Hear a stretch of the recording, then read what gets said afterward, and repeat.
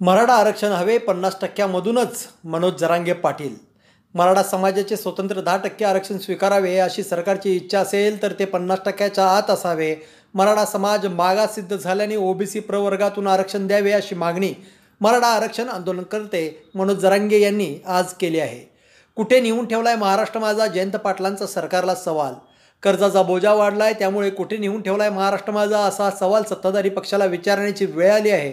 अशा शब्दात राष्ट्रवादी काँग्रेस पक्षाचे शरदचंद्र पवार चे आमदार जयंत पाटील यांनी जाब विचारलेला आहे। महाविकास आघाडीकडून रावेरमधून एकनाथ खडसे उतरणार रिंगणात। आगामी लोकसभा निवडणुकीसाठी माजी मंत्री तथा शरद पवार गटाचे ज्येष्ठ नेते आमदार एकनाथराव खडसे यांना रावेरमधून संधी मिळू शकते अशी माहिती समोर आली असून त्यांचे नाव शॉर्टलिस्टमध्ये आलेले आहे। प्रकाश आंबेडकरांना नाही म्हणणं जड जातं, जरांगेंचं सूचक वक्तव्य।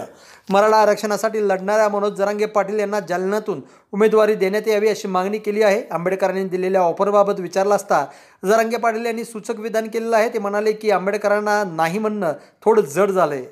तुमचा जरी माझ्यावर कुठे विश्वास आहे, अजित पवारांचा जयंत पाटील यांना सवाल।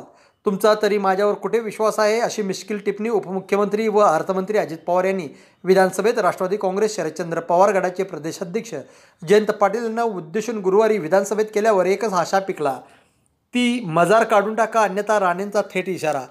नाशिकच्या चांदवड येथे राष्ट्रीय महामार्गावर मजार बांधली जात असल्याचा आरोप भाजप आमदार नितेश राणेंनी केला आहे। तसेच ही मजार काढून टाका अन्यथा त्याच्या बाजूला बजरंग बलीचे मंदिर उभे करू असा थेट इशारा त्यांनी दिला आहे। तर उद्धव ठाकरे एकही सभा घेणार नाही, शिवसेना ठाकरे गटाचा थेट इशारा। सांगली या सर्वच जागांवर काँग्रेसचा दावा असल्याने शिवसेना ठाकरे पक्षात नाराजी आहे। कोल्हापूर शिवसेनेला देण्यात आलं नाही तर पक्षप्रमुख उद्धव ठाकरे पश्चिम महाराष्ट्रात एकही सभा न घेण्यावर ठाम असल्याचा इशाराही देण्यात आल्याची माहिती विश्वसनीय सूत्रांकडून मिळाली आहे। शिवसेना आमदार संजय गायकवाड यांच्यावर गुन्हा दाखल।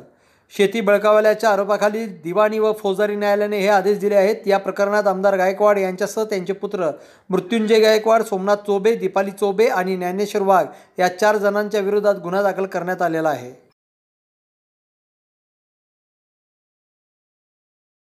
मी शर्वरी, सबस्क्राईब करा तिचा जागर न्यूज। शेजारी दिलेलं बेल आयकॉन म्हणजे घंटी दाबा, जेणेकरून तुम्हाला आमच्या साऱ्या अपडेट्स येत राहतील।